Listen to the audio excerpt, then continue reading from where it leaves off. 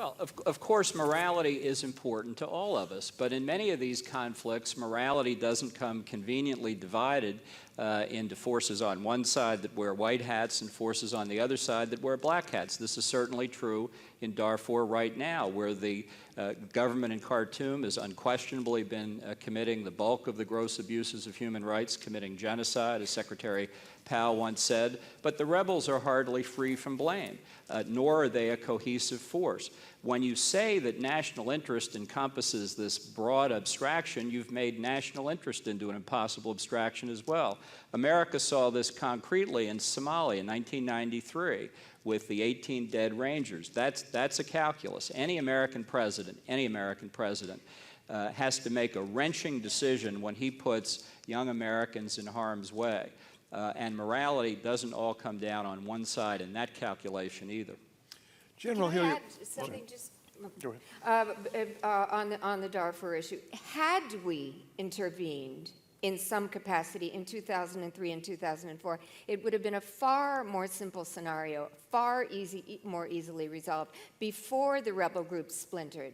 Then we did have a very clear bad guy in that scenario. And just the other thing about destabilizing neighborhoods. I must say there, I'm flashing back to members of the Bush administration advocating the invasion of Iraq, how simple it will be. I'm staying on topic here. That's a fiasco. I don't even want to go there for those decisions. Which side were you on that debate, John? Yeah. I was in favor of it, but I'll tell you this. Of course you're in favor of it, so don't get wise up to the event, Gareth, John. Come on. Gareth, calm down. Come on. It was inexcusable.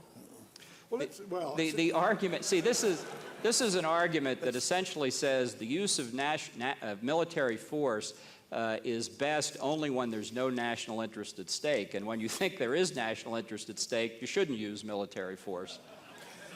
Well, General, I think there's some danger in the fact. I think there's some danger in just assuming that we've articulated our national interests sufficiently clearly that the population of a country have brought in to support it, even when it means the lives of their sons and daughters. And in fact, we see national interests articulated differently every single day by different people who sometimes confuse those interests with values. And when that confusion takes place, the support that Gareth speaks of a population who see bad things being done and want to march to the sound of the guns and actually do something about it, that support starts to disappear pretty quickly when A, it disappears from TV screens, and B, the first bodies of those young men and women start coming back to the country. Well, and you know, when a young soldier is out there on those dirty, dusty, dangerous trails, that nation must walk with him or her if they're going to be successful in doing what we ask them to do. let us bring Canada into this.